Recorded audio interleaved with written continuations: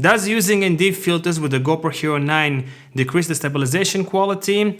Let's find out. A couple of months ago, I've made a video comparing the GoPro chesty mount to a cheap chest mount from AliExpress to see which one gives better stabilization results for the price. If you want to watch this video, click up here. Many of you commented on that video saying that the stabilization on the GoPro Hero 9 looks crappy because I don't know how to use the GoPro, or because maybe I forgot to turn on the HyperSmooth Stabilization on the GoPro.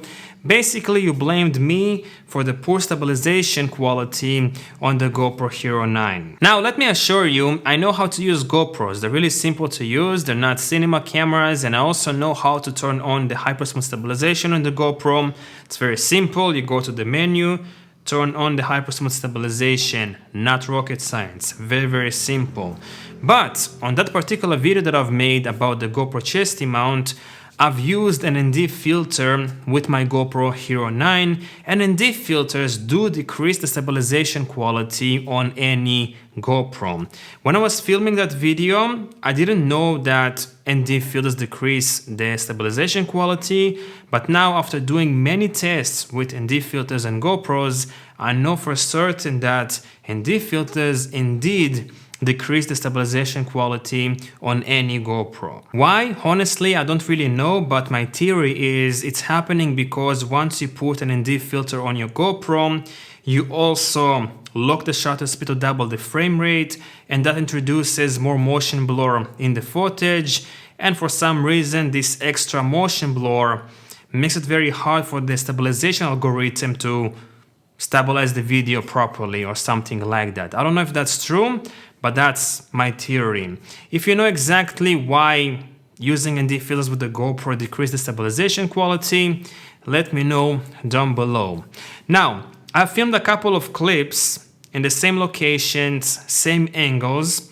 One clip with using an ND filter and locking the shutter speed to double the frame rate, and a second clip without using an ND filter and putting the shutter speed to automatic. Let me now show you these clips side by side so you can see for yourself that ND filters do decrease the stabilization quality on the GoPro.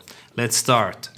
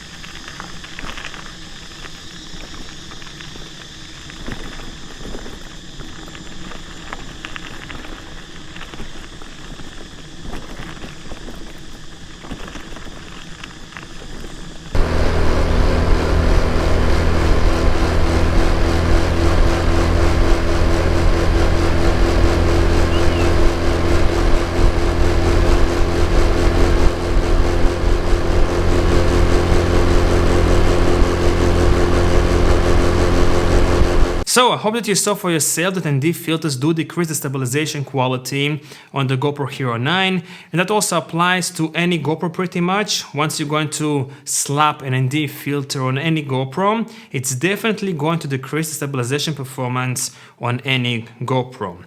Now, if you want to use an ND filter and at the same time you want to have the best stabilization quality, you'll have to use a gimbal. There's no other way around it.